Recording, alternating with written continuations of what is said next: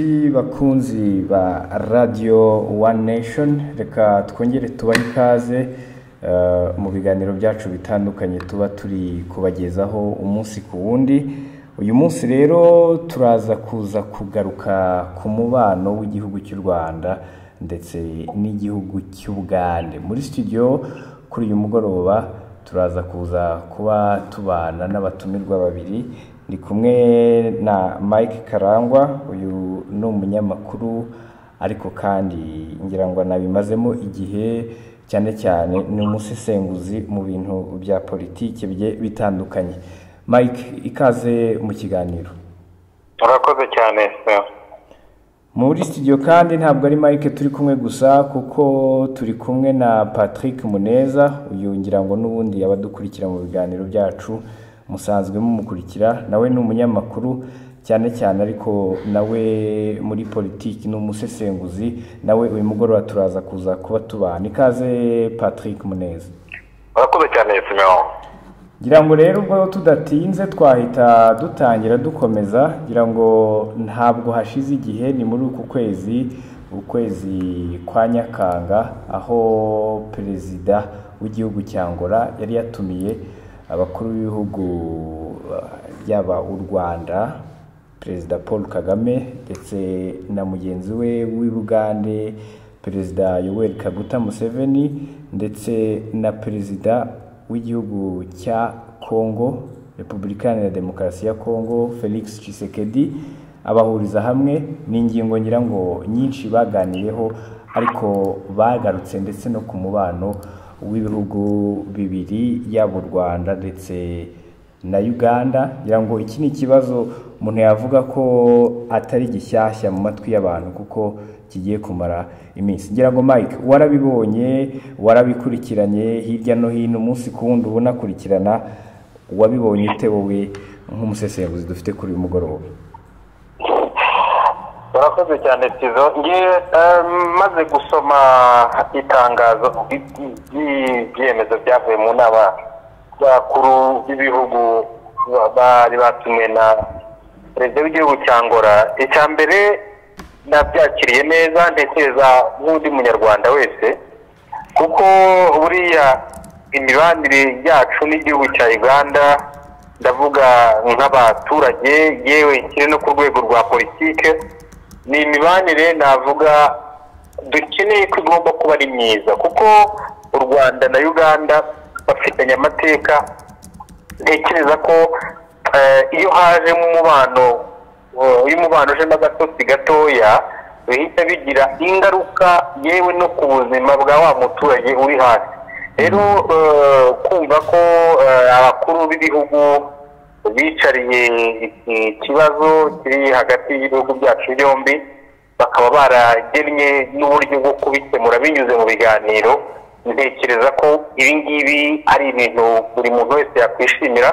Gusa ariko nanone nkongera nkavuga nti n'ubundi bisa nkaho atari bishyashya cyane, kuko guverinoma y'u Rwanda, leta y'u Rwanda by'umwihariko, ubwo ndavuga nkurikije ikiganiro n'abanyamakuru twaherukaga gukurikira cyari cyatanzwe na nyakubahwa Minisitiri Sezibera, Minisitiri w'Ububanyi n'Amahanga, nawe yari yavuze ko u Rwanda rwemera neza ko ikibazo cyacu na Uganda kizakemuka binyuze mu biganiro. Hari n'ikiganiro nakurikiye cya Minister of State ushinzwe akarere k'uburasirazuba bwa Afurika, Honorable Minister Nduhungirehe, nawe yari yavuze muri iryo jwi yuko u Rwanda rubona ko ruzagirana ibiganiro na Uganda ikibazo kigakemuka. Yewe na nyakubahwa perezida wacu Paul Kagame nawe yagiye abigarukaho kenshi.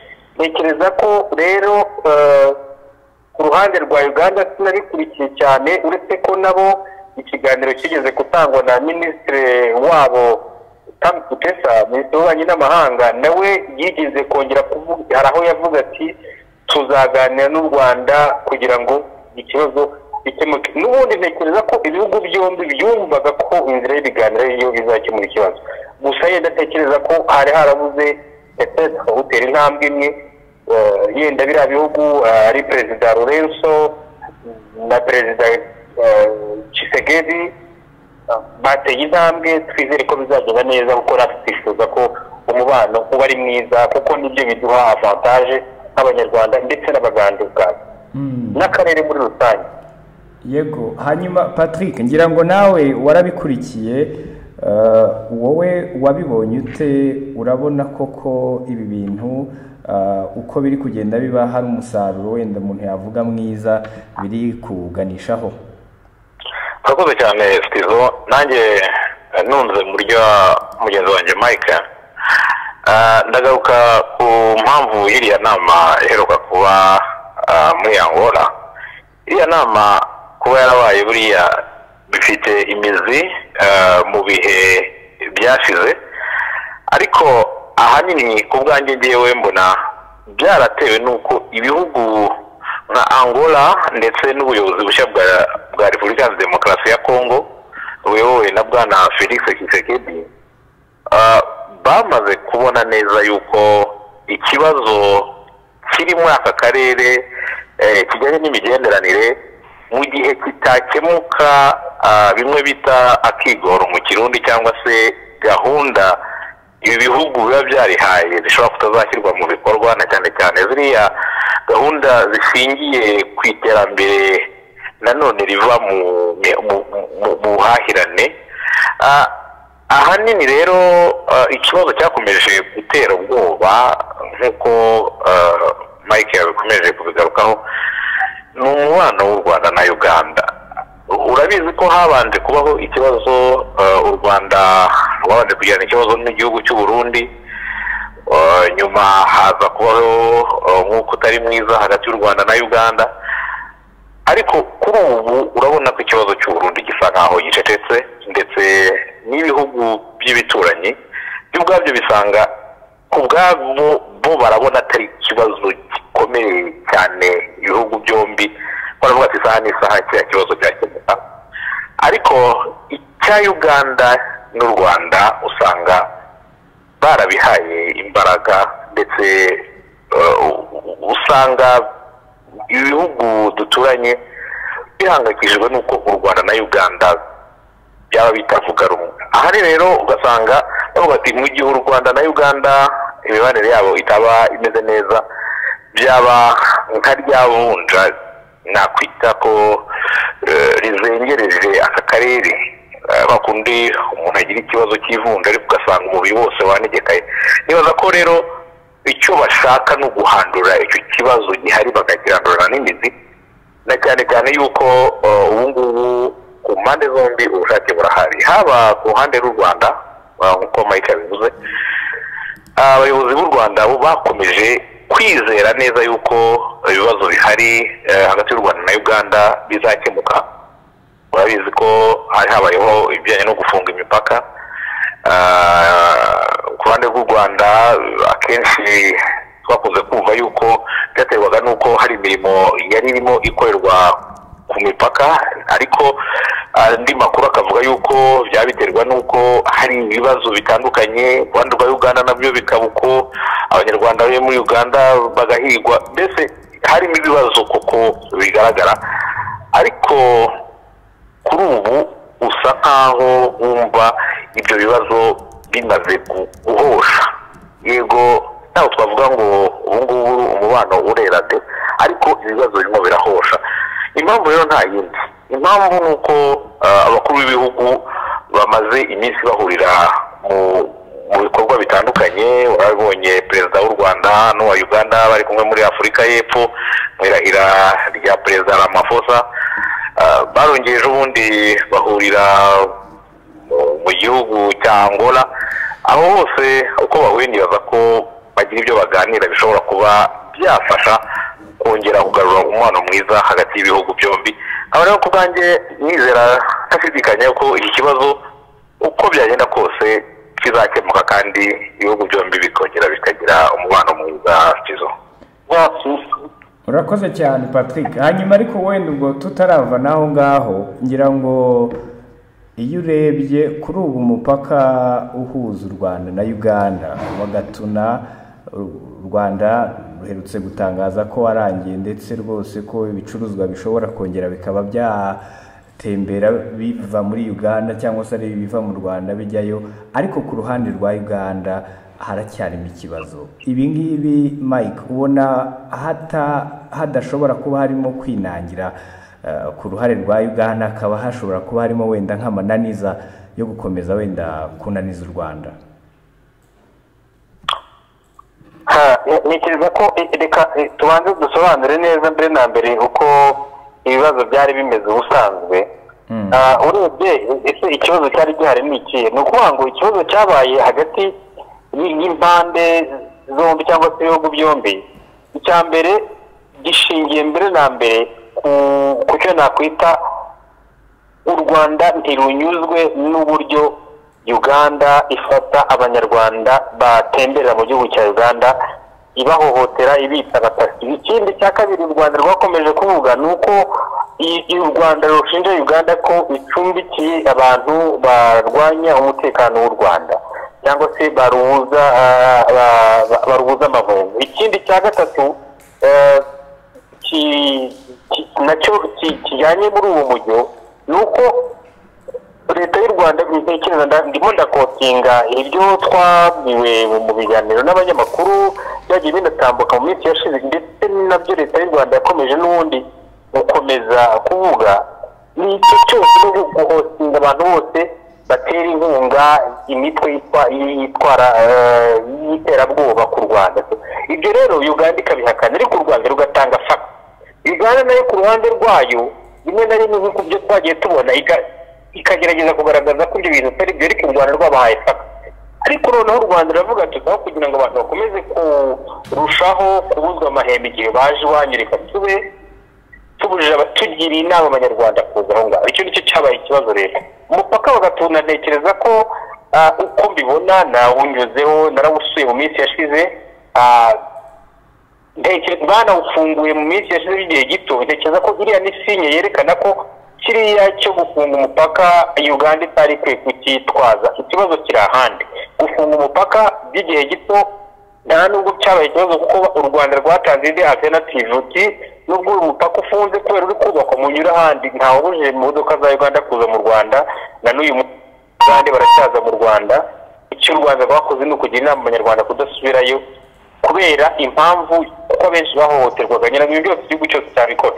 Icyo mbona rero ntabwo nshaka kugaruka muri icyo, ahubwo utwo tuntu twose twagiye tuza dufite iyindi mpamvu iva mu mizi. Nk'uko nigeze kubigarukaho mu kanya, ubundi ntekereza ko ibi ngibi wari uvuze mu kanya by'umupaka, biriya ni ibintu ntekereza ko ari bito cyane igihugu cya Uganda gishobora kuba cyaravuze cyangwa se byaragiye muri media cyane, ariko rero ntabwo ari cyo kibazo, kuko ngira umupaka narawusuye, kuko imirimo yo kubaka yari irimo ikorwa, kandi koko baranavuguruye, habaye heza cyane pe. Umuntu uzi gatuna kera ubu byarahindutse. Ikindi igihe u Rwanda rwafungaga hariya uriya mupaka wa Gatuna by'agateganyo, rwanasabye abashoferi bazanye ibicuruzwa bavuye Uganda bamwe na bamwe kunyura umuhanda wundi, kunyura iriya nzira ya Kagitumba nayo isanzwe ikorera. N'ubundi abantu bakomeje kuza muri Uganda, n'abagande bakomeje kuza mu Rwanda, baranaza n'ubu buri munsi n'amamodoka yabo arinjira. Yenda icyo u Rwanda rwakoze ni ukubuza abaturage barwo kujya muri Uganda kubw'umutekano wabo, kuko akenshi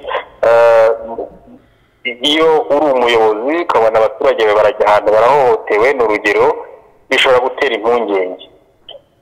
Ni nayo mpamvu u Rwanda ntekereza ko rwatanze uriya muburo. Rero urebye ibibazo birimo muri iki kibazo byagiye bivugwa, u Rwanda ubwabyo mu kiganiro Sezibera yaherutse gutanga, abantu benshi bakurikiye, yaregaga Uganda ibintu bigera kuri 3. Icya mbere cyari ikintu cyo gufata abanyarwanda bari muri Uganda mu buryo butemewe n'amategeko, hakaba n'ibindi byo gucumbikira abantu ngo bagamije gutembagaza ubutegetsi bw'u Rwanda, ibyo bise hosting dissident.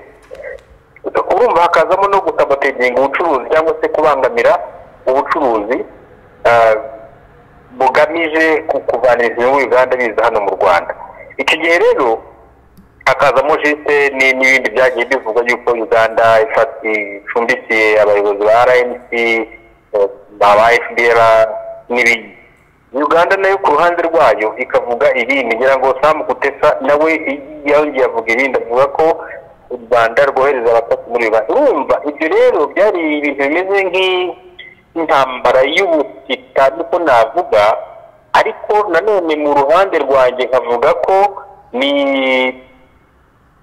ibintu ntekereza ko bishobora gukemuka binyuze mu biganiro.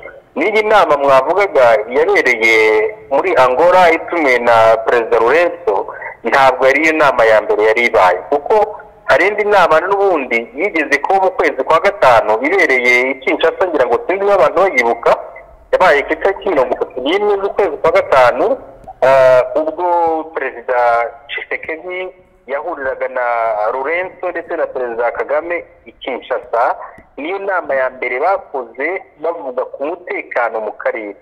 Iyo nama ni nayo yaje kurangira yemeje ko bazakora indi nama muri Angola, ari nayo yabaye ejo bundi, bakanatumira Perezida Museveni nawe akayitabira.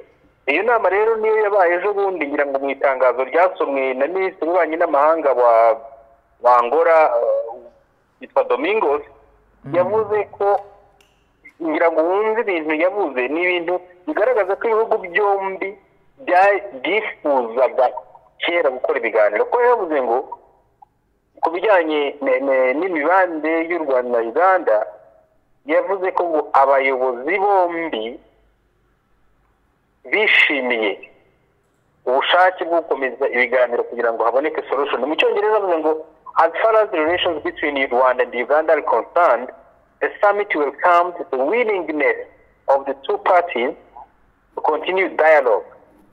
Ni ukuvuga ngo ni ubushake, buri ruhande rwagaragaje ubushake bwo gukomeza ibiganiro. Ni nka kwa kundi impande zombi zari zaragiye zivuga. Ntekereza ko wenda yari harabuze gusa yenda ahantu bahurira hamwe bombi ku meza bakaganira, ari nacyo yenda Perezida Lorenzo na Tshisekedi bagizemo uruhare.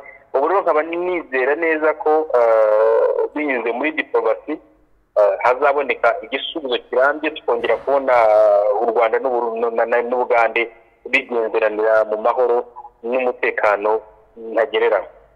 Ni ukuvuga ko rero ubwo umuntu yavuga ko ababa bavuga hirya no hino, kuko hari ababa baganira, abasesenguzi batandukanye bavuga ko kuba Ubugande bwaranze bwo kurekura ibicuruzwa ngo bive mu Bugande biza mu Rwanda harimo ubushotoranyi. Ni ukuvuga ko ubu nta byihari, kuri wowe ntabwo ubibona? No, ikibazo kirahari hagati y'u Rwanda na Uganda. Ikibazo kibaye kidahari, ntabwo uyu munsi twakumva bavuze ngo abantu bagiye gukora ibiganiro. Ikibazo kirahari, kandi ikibazo cyakomeje kuvugwa inshuro nyinshi nabigarutseho, kuko u Rwanda ruravuga iti mwafunga abaturage bacu, mucumbikiye abaterabwoba. Uganda nayo ku rundi ruhande iti muraza gukora ubutasi hano iwacu. U Rwanda ruti nimuduhe fact, ariko twebwe turabereka fact ko abantu bacu bakungirwaho, hari n'abagiye batanga ubuhamya. Ibyo bintu rero iyo bihari bigaragaza ko rero hari ikibazo. Ariko burya ibibazo biraba mu baturanyi, ikintu cya mbere kiba gikomeye nuko ibyo bibazo bihari, ahubwo uburyo bukomeye ni ukubushakira igisubizo no gutuma bitazongera kubaho. Ntekereza ko mu biganiro bizaba hazaboneka inzira irambuye yo gukemura impungenge zose u Rwanda rufite. Kuko nicyo kintu cy'ibanze, kuko icyo gihe impungenge u Rwanda rufite zaba zitavuyeho, ntekereza ko ibyo biganiro nta kintu byaba bimaze. Ariko ntekereza ko rero hazabaho uburyo bwo kuganira frankly nk'abavandimwe, kuko buri Rwanda na Uganda ni ibihugu biziranye kuri byinshi, ni ibihugu biziranye kuva mu mizi yewe y'amateka yacu. Nushaka urebe kuva na kera guhera mu gihe cy'ubwami, hari amateka u Rwanda na Uganda bisangiye. Yewe n'ejo bundi tugiye gato mu ntambara yo kubohora igihugu cyacu, hari amateka dusanzwe n'igihugu cya Uganda. Ni ukuvuga ngo ni igihugu tuziranye cyane bikomeye, ku buryo ngewe imwe muri reaction nagize ndanavuze ndetse ubundi ubu Tshisekedi na Lorenzo kuko bazabasha birabakomereye, nemera ko bizabakomerera cyane, kuko ni nko kunga abantu b'abavandimwe, kuko ni ibihugu by'abavandimwe. Nicyo navuga kunga rero n'abantu baziranye ibihugu biziranye kuri byinshi ibihugu byatangiye byinshi tekereza ko bizasaba akazi kanini cyane bariya abayobozi b'ibihugu kugira ngo babashe gushyiraho uburyo umurongo w'ibiganiro ariko nizera ko bizashoboka ko nta kidashoboka cya mbere ni ukureba inyungu z'igihugu kizagira mu gihe gihaye ikindi umutekano. Patrick ngira ngo nawe warabikurikiye Perezida Lorenzo atangiza iyi nama yavuze ko yizeye ko mu gihe kiri imbere hazaboneka amahoro hagati y'u Rwanda, Uganda ndetse na Congo, nubwo yo nta kibazo umuntu yavuga ko wenda gihari kinini hagati y'ibihugu byombi, ariko kimwe mu bibazo umuntu yavuga banagarutseho kuri Congo nayo yavuye aho yiyemeje ko ugiye guhashya ni imitwe y'iterabwoba iri muri Congo. Urabona koko ku bwawe aya mahoro ashoboka Patrick mu minsi iri imbere? Urakoze cyane Stizo. Nibaza yuko ku bijyanye n'amahoro umuntu abirebera mu buryo butandukanye, ko buriya Angola ni igihugu kiri kure y'u Rwanda, ni ukuvuga ngo nta n'ubwo u Rwanda ruhana imbibi na Angola, ariko nibuze gihana imbibi na Repubulika ya Demokarasi ya Kongo, Repubulika ya Demokarasi ya Kongo gihana imbibi n'u Rwanda na Uganda.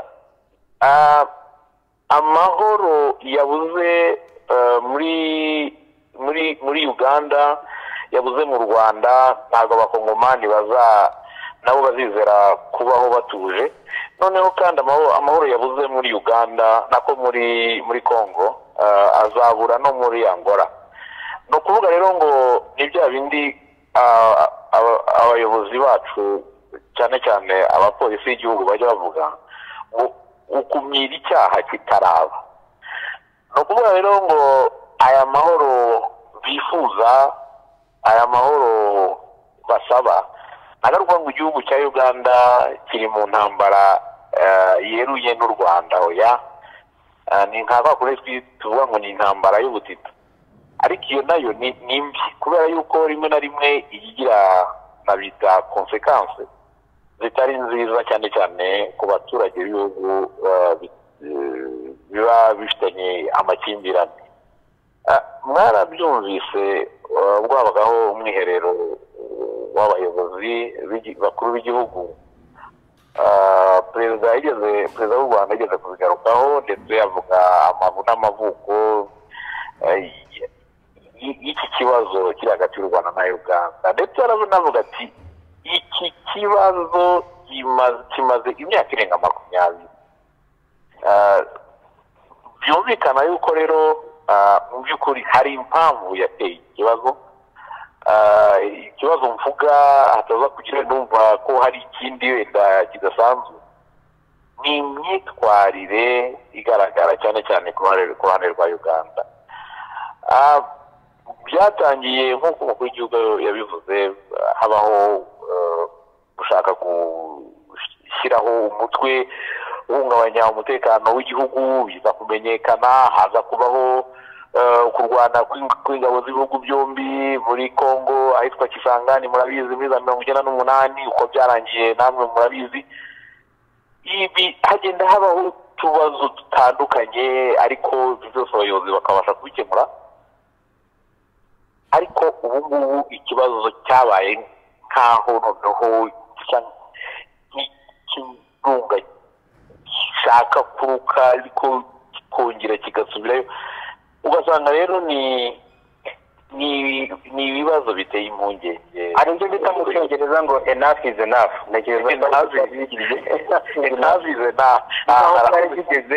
Kugira ngo bigere hariya, kuko nigeze kuvuga se kuca mu ijambo bwana Patrick, niba abantu Uganda n'u Rwanda ni ibihugu biziranye cyane ku buryo kuba ibintu byarageze hariya nuko byari bigeze kuri urwo rwego rwo kuvuga ngo ewe turabirambiwe, tutaniriwe tubica ku ruhande. Ikintu cyagizwe hari akantu mu kanya ruvuze kuvuga ngo umutekano u Rwanda rutawufite na Uganda itawufite na Congo ntishobora kuwugira, n'u Burundi ntibuwugira burya. Ubwo na Tanzania rega ntishobora kuyisiga. birumvikana umutekano utura mu karere kose. Ni nayo mpamvu unasomye ngira ngo n'abadukurikiye usomye agenda y'iriya nama yabereye muri Angola byari ibintu bibiri gusa bagomba kuvugaho. Icyambere ko ari ukuvuga ku mutekano ku mipaka y'u Rwanda, Uganda na Kongo. Ikindi cya kabiri ni ugutuma habaho ituze mu mibanire y'u Rwanda na Uganda. Ngira ngo abantu bayikurikiye inama narayikurikiye cyane cyane muri iyo bitangazamakuru muri Angola, habanje kuba inama iri open, hanyuma abayobozi bakuru b'ibihugu bose uko ari 4 bamarana amasaha 3 baganira hagati yabo ubwabo bonyine. Ngira ngo ni gake abakuru b'ibihugu bashobora gufata ayo masaha menshi ugereranyije na workload baba bafite n'akazi bagomba gukora, bagafata amasaha arenga 3 baganira ubwabo. Tekereza ko rero ibintu baganiriye icyo twabanje kubona ni muri ratangazo ko bemeye ko bagiye gukora ibiganiro, ariko ntekereza ko baganiriyemo ukuri kwishi, bakanavuga uko ibibazo bimeze, bakemera n'inzira ibiganiro bizacamo. Gusa nigeze ubare ntibyoroshye, nubwo nemera neza ko nta kidashoboka, ariko navuga ko nyine ntibyoroheye Angola Lorenzo na Tshisekedi. Yes, Lorenzo afite experience muri politiki, ni umuntu w'umunyapolitike renome umaze imyaka myinshi, kuva muri ya shyaka rye yabanyemo na Dos Santos amwungirije imyaka myinshi, akaza mujene ukiri mutoya muri politiki ariko ufite ubushake. Ikintu cyiza kuko abantu baravuga batese ko nta experience afite, nta calibre afite yo kuganiriza abantu, ariko nagira amabwire icyo ntigikwiye kuba ikibazo, kuko ikintu cya mbere n'ubushake. Ikintu uyu mugabo afite wo muri Kongo yazanye igishyashya cy'amaraso mashya, mbere na mbere n'ubushake bwo kuvuga ngo aka karere karanzwe n'intambara kuva kera, karanzwemo kutumvikana hagati y'ibihugu byacu. Reka icyo nshaka ni ukugaragaza ubushake mfite bwo gutanga umusanzu wanjye mu gutuma akarere kaba mu mahoro. Ngira ngo twarabibonye mu ma initiative menshi ari kugenda afata, nyamara yarananiranye mu myaka yashize. Rero ndizera neza ko rwose igisubizo kizaboneka, kandi koko dufite inyungu nyinshi cyane mu kuba twaharanira ko umubano uba mwiza. Bivuze ngo Uganda ifite inyungu nyinshi cyane mu kubana neza n'u Rwanda, n'u Rwanda rufite inyungu nyinshi cyane mu kubana neza na Uganda, yewe ni na Kongo n'u Burundi, cyane cyane no region, kuko usanga iyi region yacu ahantu itandukanye n'izindi region usanga iri connected, imico iri connected. Ukuntu urugero naguha, nujya muri Kongo uzasanga bavuga Ikinyarwanda, nujya Uganda uzasanga bavuga Ikinyarwanda, abarundi bose ururimi ruzajya gusa. Nujya muri Tanzania uzasanga abantu bavuga igihaza uzagenda kumera nk'Ikinyarwanda. Usanga imico yacu iri connected. Uzana birebera nujya mu butegetsi bwa Uganda uzasanga abantu bari muri politiki mu myanya yo hejuru bavuga Ikinyarwanda neza. Nujya Tanzania nuko nujya. Icyo gihe rero biba bigaragara ko imico iri connected. Inyungu rero ziri mu gukorera hamwe no kuviza iterambere no kuviza icyagirira inyungu buri gihugu kurusha icyahungabanya igihugu. Niyo mpamvu mfite icyizere yuko ibingibi bizarangira vuba. It's a matter of time, nicyo navuga muri make. Nanjye ngize icyo nongeraho Mike, urumva ari ikintu uvuze kuri ya muperezida Lorenzo wo muri Angola yabanye na perezida Dos Santos. Dos Santos yamaze igihe kirekire ayobora igihugu cya Angola imyaka irenga 30. Ni ukuvuga ngo hari ibibazo byinshi byabaye muri aka karere, byabaye Dos Santos ayoboye kiriya gihugu ariko yari kumwe na Lorenzo mu ishyaka rimwe. Lorenzo yabikurikiraniraga hafi, yabaga ari aho inyuma. Urabizi intambara zikaze, navuga ari Kongo ya mbere n'iya kabiri, Lorenzo yarahari, yari perezida, yabaye umuyobozi mukuru mu ishyaka igihe kinini. Icya mbere navuga, u Rwanda rwagize uruhare mu guhindura byinshi muri Repubulika Demokarasi ya Kongo, kuko urumva na ziriya ntambara no mu gukuraho Mobutu, u Rwanda rwabigizemo uruhare mu guhindura imitegekere ya kiriya gihugu. Ni ukuvuga ngo bazi neza ko igihugu cy'u Rwanda gifite ijambo muri aka karere, kandi ijambo rikomeye kandi no mu ntambara ya kabiri ya Kongo Angola yaraje intambara iragenda imara imyaka myinshi u Rwanda ruhanganye ibihugu birenga 6 urumva bazi neza ko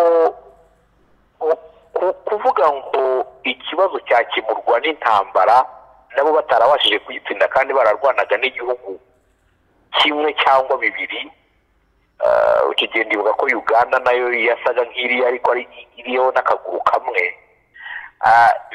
Lorenzo arabizi neza yuko bitoroshye azi ko kuganira n'u Rwanda rukaganira na Kongo ikaganira na Uganda rukaganira na Uganda nubwo ahanini ikibazo kiri hagati y'u Rwanda na Uganda azi ko ari wo muti kuko urabizi no kuyanga intambara ya Kongo ya kabiri rangire habayeho ibiganiro byatumye ingabo zisubira inyuma ndetse zisubira no mu bihugu byazo haba izo muri Zimbabwe haba izo muri Namibia haba izo muri Angola ngiki cyabashije guhosha amakimbirane yari hariya niyo mpamvu bavuga bati nta kintu na kimwe cyakemura ibibazo hagati y'ibihugu runaka atari ibiganiro bitewe ahanini n'ibihugu bimwe na bimwe bifite ibibazo aho ngaho bitumye ngaruka ku kibazo cy'ibihugu ahanini duhereye mu bijyanye n'ibisanzwe ntabwo ari ugutandukira mu mbabarire hari ibihugu kugeza ubu ngubu bitabasha gutanga imisanzu yabyo mu muryango wa Afurika yunze ubumwe mu muryango wa Afurika y'Iburasirazuba mbabarire uwo muryango wakora gute hari ibihugu bitorohereza urujya n'uruza rw'ibicuruzwa mu karere ka Afurika y'Iburasirazuba ibyo bintu bizashoboka gute ko akarere kazatera imbere n'ibindi ni ukuvuga rero igihugu cya Kongo niyo cyaramuka kiyunze kuri ibi bihugu ntabwo icyo kibazo ibisubizo igihe hari ibihugu bibiri nakwita ko bikomeye ndavuga ni Uganda n'u Rwanda bitari byabasha gukemura ibibazo byabo ahari se ni perezida wasabye Lorenzo kumufasha kubanza gukemura ibyo bibazo kugira ngo nawe yinjiremo yitegembya ntabwo umuntu ashyiraho question mark ariko rero ikigaragara cyo nuko ibi biganiro bavuga gutuma iterambere ry'akarere ribaho kandi rikagenda neza ayo mahoro twavugaga akagerwaho kandi koko nk'uko nabikubwiye kuba ibibazo byabaye hakazamo intambara ya mbere ya kabiri muri Kongo zikabasha kurangira zirangijwe n'ibiganiro nta mpamvu n'ibiganiro tubona bitangira ku musozo kandi ziko n'abakuru b'ibihugu nk'uko Mike yabivuze abakuru b'ibihugu baganira amasaha arenga 3 ntabwo baba bavuze ubusa nibaza ko baba bavuze byinshi kandi bishobora kugira akamaro abaturage batuye bino bihugu yego hanyuma ngira ngo mu bindi byavuzwe kandi vuba aha ngaha n'abantu bagiye batandukanye harimo kuba ubwo u Rwanda rwizihizaga umunsi wo kwibohora ku nshuro ya 25 ngira ngo mwarabibonye mwaranabikurikiranye hari n'abakuru b'ibihugu bindi bagiye bitabira bakaza kwifatanya n'abanyarwanda ariko mu bihugu by'ibituranyi nta mukuru w'igihugu wahabonetse hari ababibonyemo ko umubano ushobora kuba ukiri kure mwabibonye gute reka duhere kuri Mike hari ibintu bibiri abantu dukwiye kumenya icya mbere hari ibintu bivugwa muri media bitangazamakuru bitandukanye imbere mu gihugu haba ibyo hanze yewe n'izi mbuga nkoranyambaga zisigaye zihari abantu bari free yo kuvuga ikintu bashaka ariko mu mibanire y'ibihugu ntabwo ni byiza ko umukuru w'igihugu aza mu gihugu runaka kugira ngo agishyigikire solidarite mu bikorwa barimo ariko kandi si na ngombwa cyane si kondisiyo y'uko yinjira igihugu buri gihugu kiba gihagarariwe na ambasaderi mu gihugu kandi ambasaderi ni umuntu wemewe ushobora guhagararira igihugu cyo mu mihango yo mu rwego rwo hejuru icyo gihe rero navuga ko nta kibazo gihari kuko yewe ari Tanzania yahagarariwe hari Uganda yari inafite delegation nini y'abasirikare benshi cyane bari bamaze iminsi banifatanya n'ingabo z'u Rwanda mu bikorwa bya community outreach. Yewe bari banohereje na minisitiri wabo ngira ngo wa interior.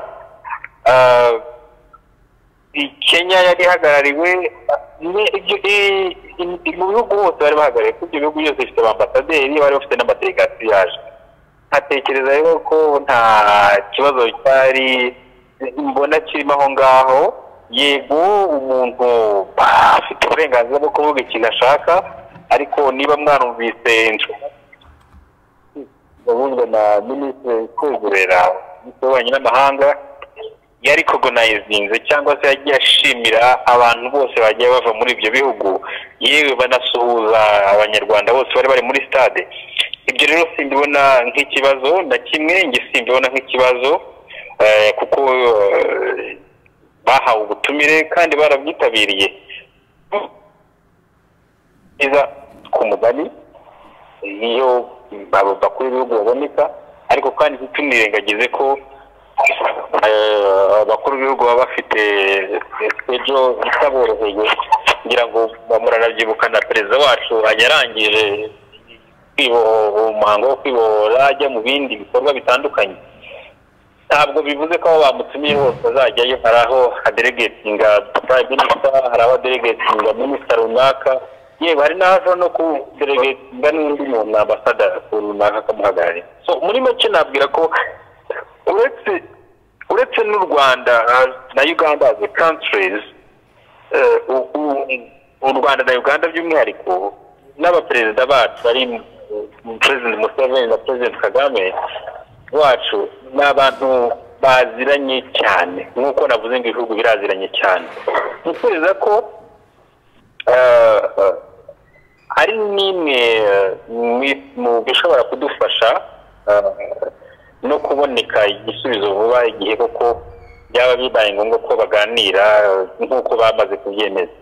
Kuko murazi uruhare bukomeye perezida wacu yagize mu gutuma Museveni ajya ku butegetsi, muzi uruhare Uganda nayo bari President Museveni yagize mu gutuma habaho kwibohora k'u Rwanda. So navuga ngo ibihugu byacu ari mu rwego ruri rw'umuco culture, bari mu rwego rw'amafamili, usanga ibihugu biri linked cyane. Niyo mpamvu navuga ngo byoroshye ko u Rwanda na Uganda byagira imibanire mibi yindi tuvuga ngo yavuyemo intambara yo kurasana, yavuyemo intambara y'amasasu.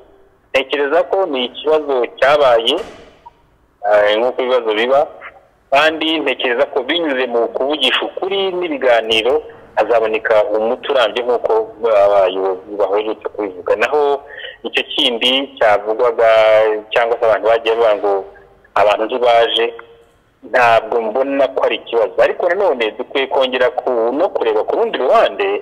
Reka noneho mvuge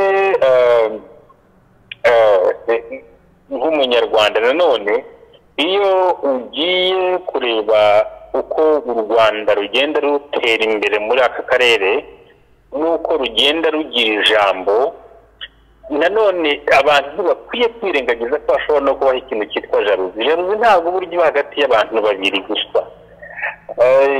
Jaruzi cyangwa se agashyari gashobora no kuvuka hagati y'ibihugu, kuko u Rwanda ni igihugu from nowhere, ni igihugu nyuma y'imyaka 25 kivuye muri jenoside gitangiye kugira performance economy nziza, gitangiye kugira ijambo mu miryango mpuzamahanga, mu bihugu mpuzamahanga.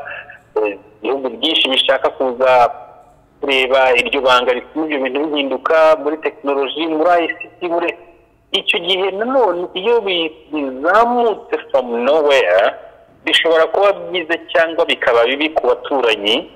One, bishobora kuba bibi ku muturanyi uvuga ati muri iyi region ninjye wari ufite ijambo, none ndabona hari abandi batangiye kurimbuza, iyo ashatse kubifata nabi.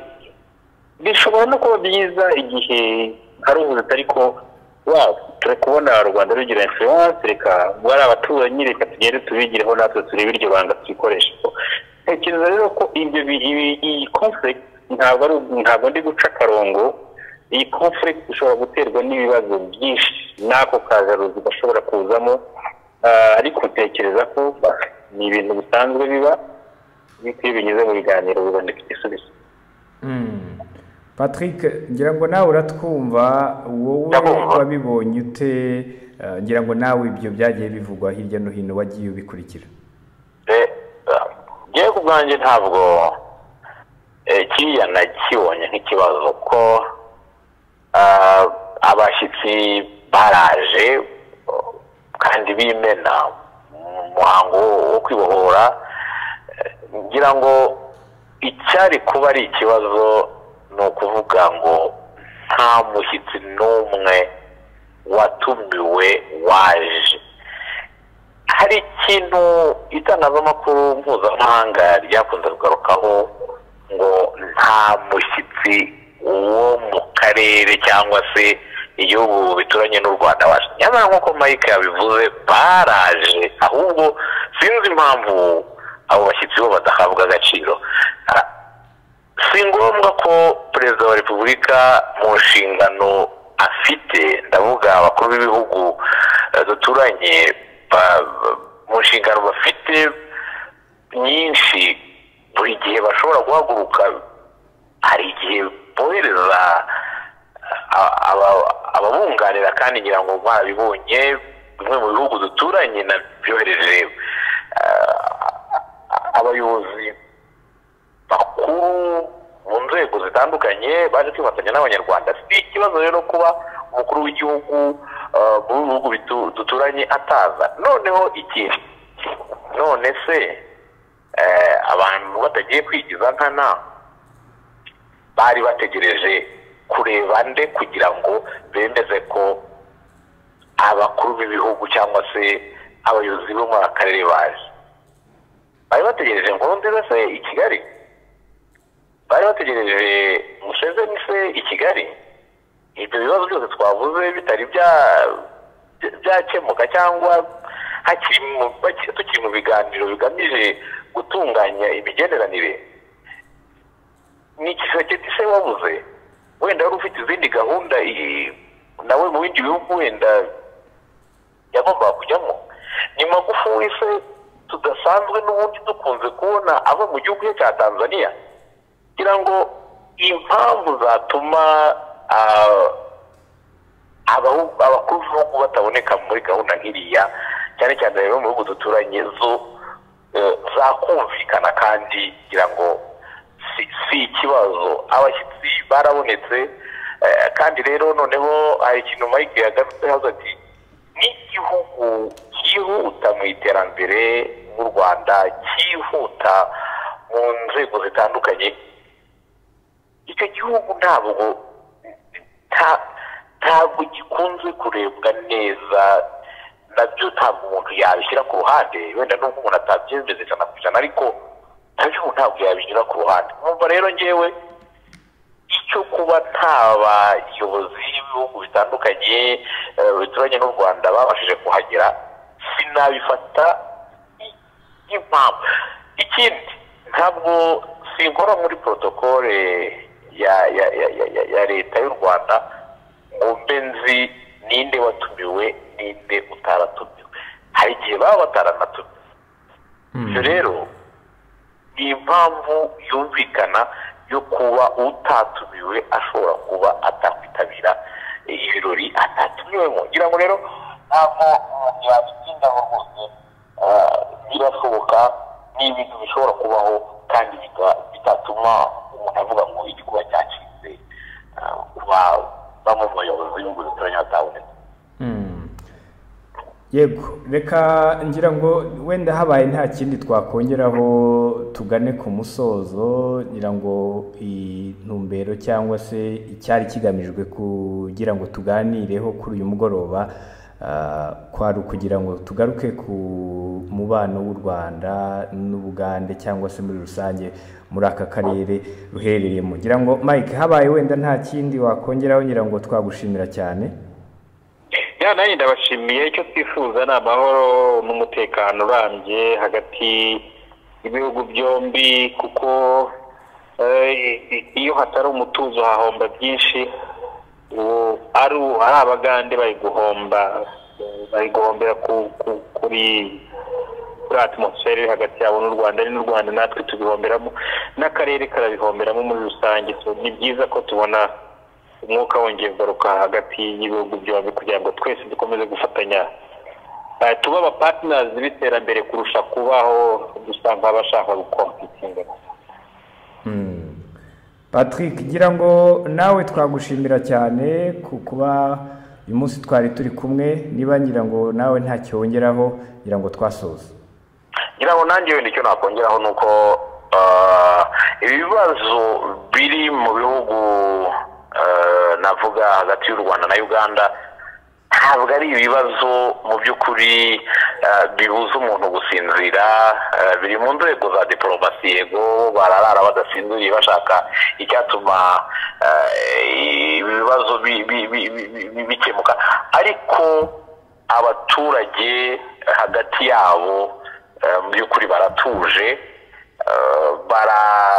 ntawe ureba undi ijisho ribi. nicyo kintu umuntu yakwishimira, ndetse nabyo bigaragaza yuko igihe ibibazo biri mu rwego diplomatike byakemuka, ibihugu zongera bigahura bigahahirana, kandi n'inzira zisanzwe zitagendwa neza muri ino minsi, ndavuga kuri iriya mipaka, zikongera zikaba urujya n'uruza, kandi ngewe ndabona ko byanze bikunze bizakunda. Ahandi rero ndagushimiye bwana Stizo kuba wadutumiye muri kiganiro, natwe reka twifurize ibihe byiza. Murakoze cyane namwe. Ubwo reka tubwire n'abakunzi ba One Nation Radio bari badukurikiye muri aka kanya ko uyu ari wo musozo w'ikiganiro twagiranaga. Mike Karangwa, nk'uko natangiye mbibabwira, ni umunyamakuru bimazemo igihe kitari gitoya mu bice bigiye bitandukanye harimo na politike. Ni umusesenguzi iyi politike yo muri aka karere k'ibiyaga bigari, arayikurikira cyane. Patrick Muneza ngira ngo nawe muramumenyereye hano kuri One Nation Radio, ni umunyamakuru politike, nawe ni umusesenguzi wayo, kuko nicyo gice umuntu avuga ko akunze gukurikirana cyane. Reka mbashimire rero, ubwo kandi tunabifuriza umugoroba mwiza. Amahoro y'Imana akomeza abane namwe.